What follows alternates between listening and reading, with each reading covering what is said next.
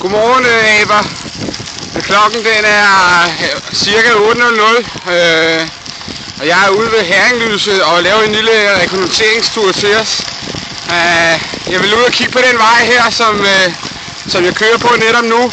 Det er den, der hedder Kalkgravsvej, mener jeg, og den er ikke asfalteret, lad mig sige det sådan.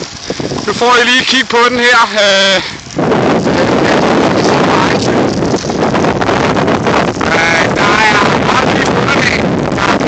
Huller, så for eksempel her, bum.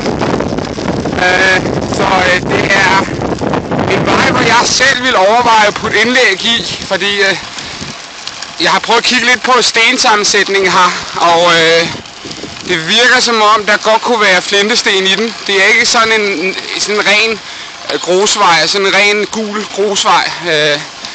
Ja, lige i øjeblikket nu, der kører jeg faktisk op på et lille stykke asfalt. Så der findes asfalt i sporene nogle steder, men asfalt med huller.